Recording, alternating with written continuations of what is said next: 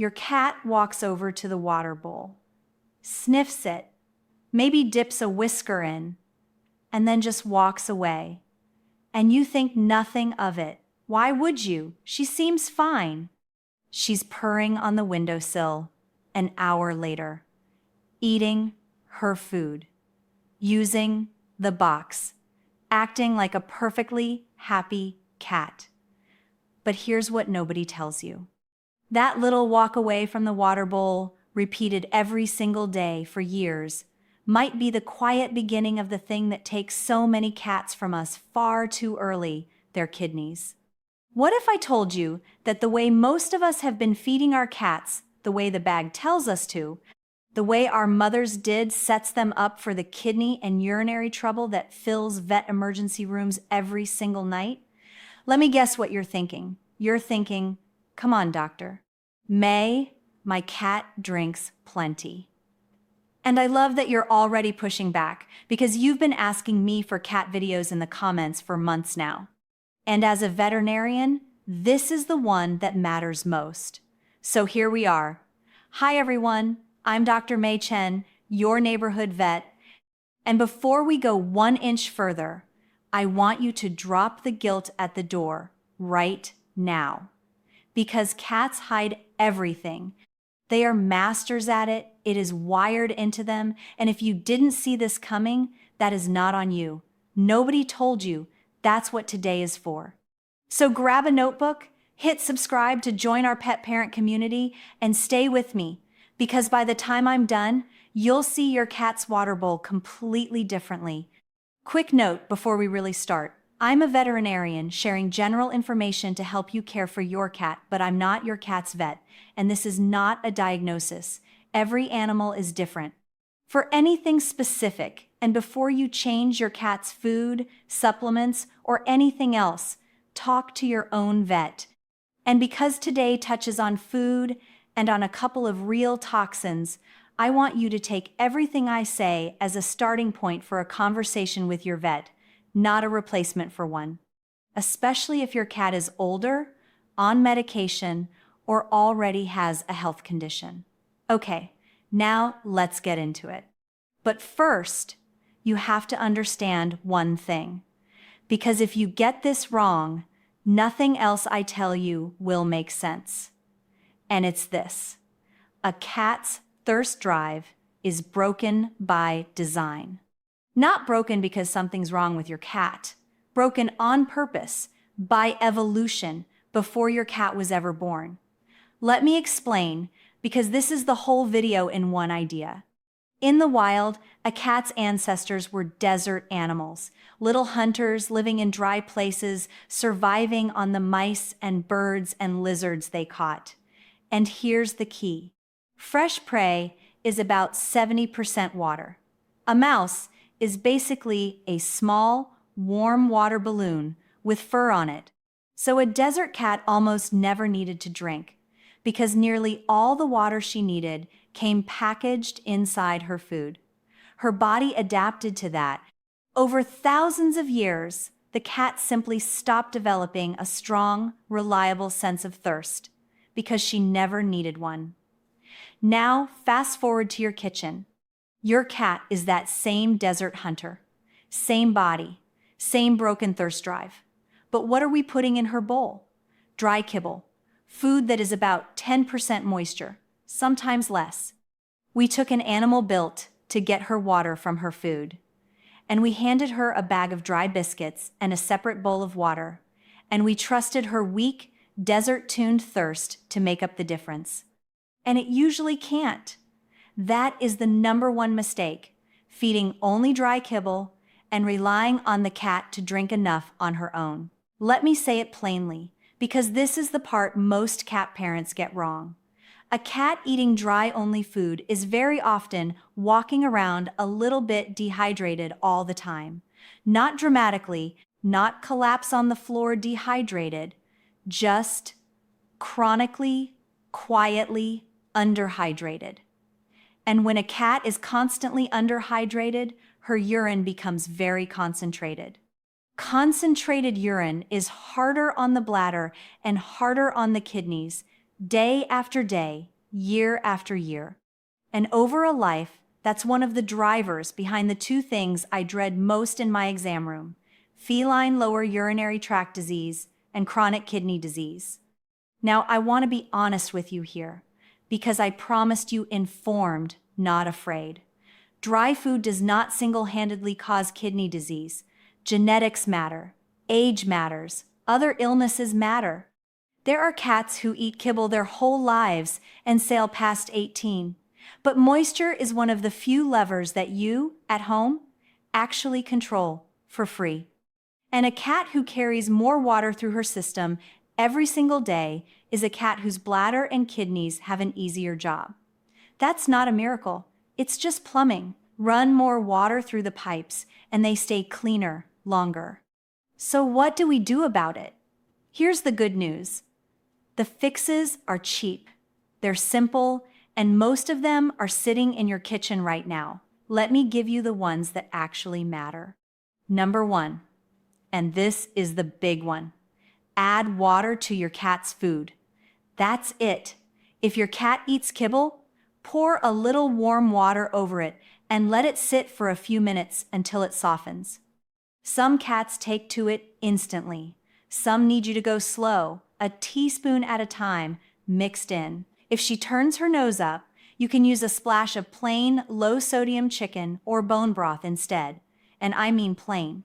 No onion, no garlic, no onion powder, no garlic powder, because those are genuinely toxic to cats. Read the label like you're reading it for a child, because in this house, you are. The cheapest version of all of this is a little warm water in the bowl. Free. You already have it. Number 2, if you can, move some of her diet to wet food. Canned cat food is roughly 70 to 80% moisture, right back where nature had her. You don't have to go all wet overnight, and you don't have to spend a fortune. Even swapping one meal a day to wet or mixing a spoonful of canned into the dry moves the needle. And here's a small kindness. Cats can be deeply suspicious of new food. Go slow. A little of the new alongside the old, more over a week or two. Drop the guilt if your cat resists at first. That's not failure. That's just a cat being a cat. Take a breath, because this next one surprised me when I first learned it. Number 3, cats prefer moving water.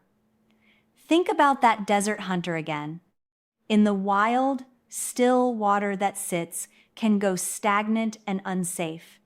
Running water from a little stream is fresher. So a lot of cats instinctively distrust a still bowl and love a trickle. This is why so many cats drink from the dripping faucet, or the toilet, or the shower floor, while ignoring the perfectly good bowl you filled. A simple cat water fountain, you can find a basic one for around $20 to $30, gives them that moving water. And many cats who barely touch their bowl will drink noticeably more.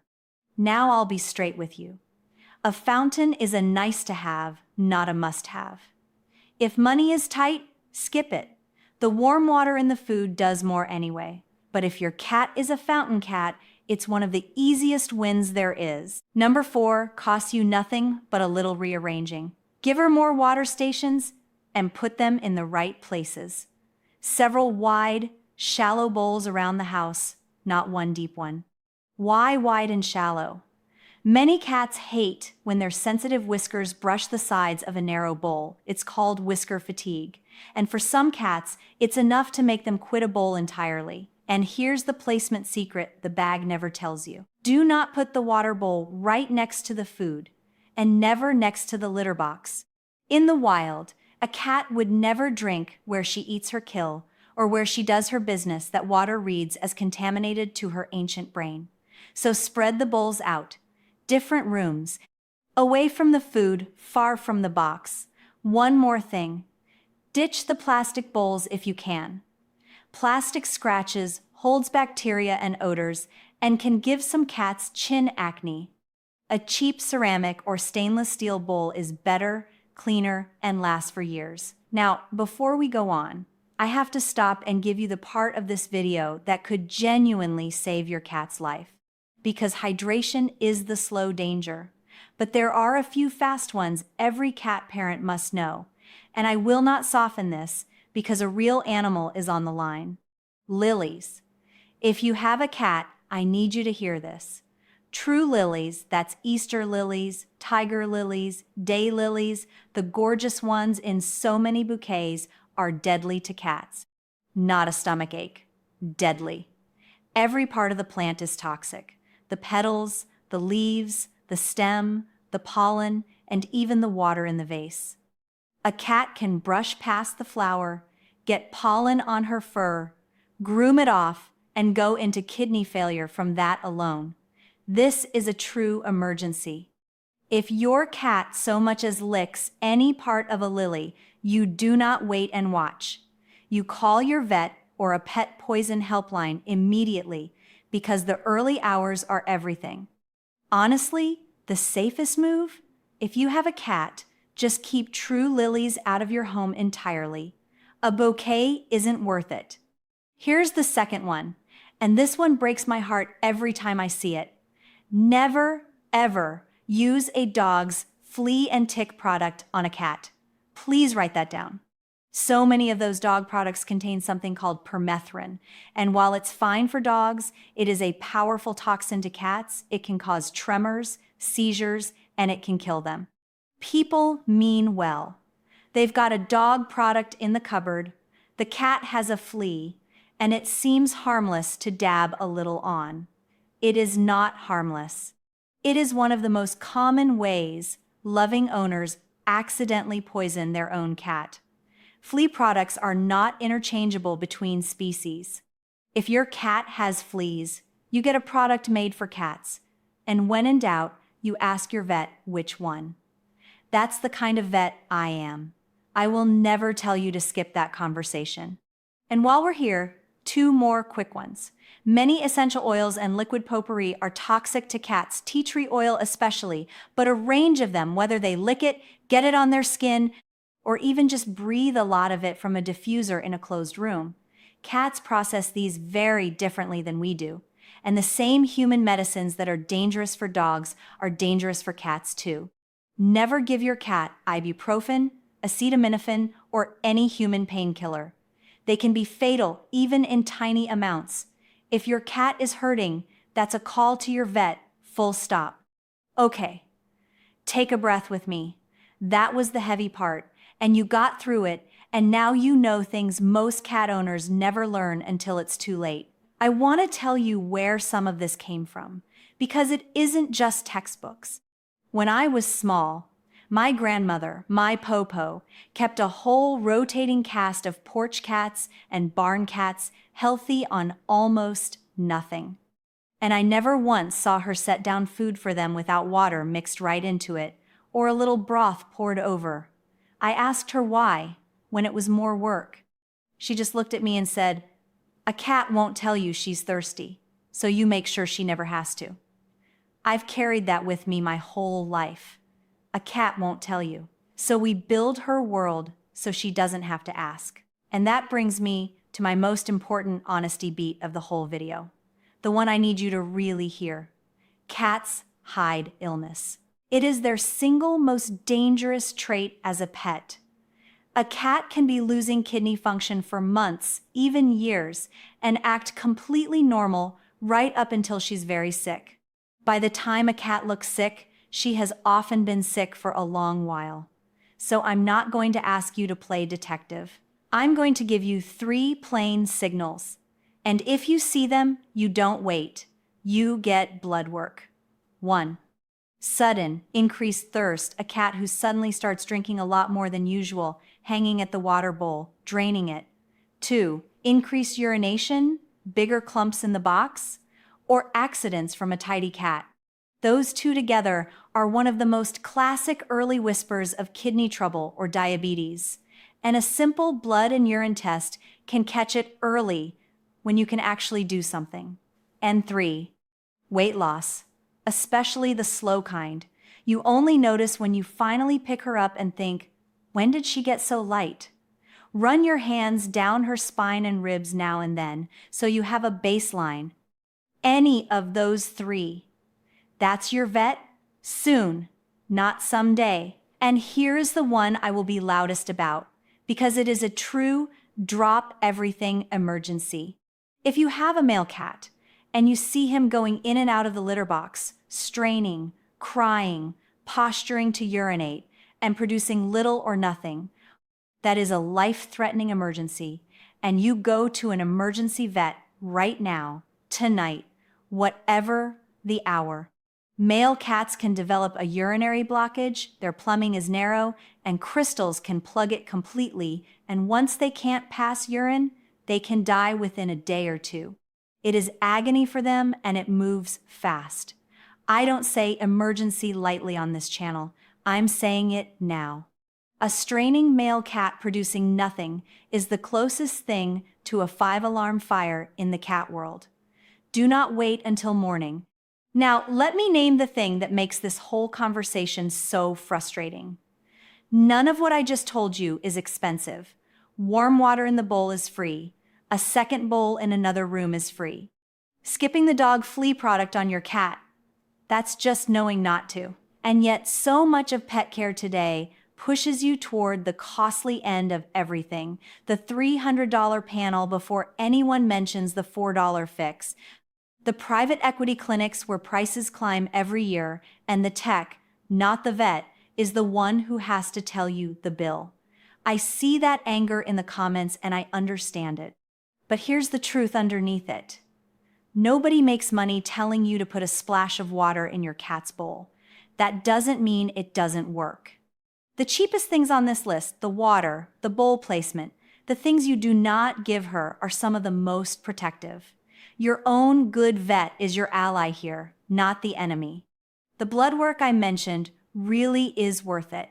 It's only the upsell machine I want you to be wise about, informed, not afraid. So let's bring it home. The number one mistake is feeding dry only and trusting a desert animal's broken thirst to keep her hydrated. The fix is moisture, water in the food. Some wet food, moving water if she likes it, more bowls in better spots, ceramic over plastic. The lifesavers are lilies out of the house, never a dog's flea product on a cat, no oils, no human painkillers, and knowing the 3 quiet signs and the 1 true male cat emergency. That's it. That's the masterclass. Next time, I'm going to do the cat episode you've also been asking for, the truth about hairballs, what's normal, what isn't, and the cheap thing in your pantry that helps. It's the natural next step after today. Remember, you don't have to be the perfect pet parent. You just have to care enough to learn, and you so clearly do, or you wouldn't have stayed with me through the hard parts. Give your best friend a scratch under the chin for me. Because the best medicine was never the most expensive. It's the love you already give them every single day. I'm Dr. Mei Chen. I'll see you next time.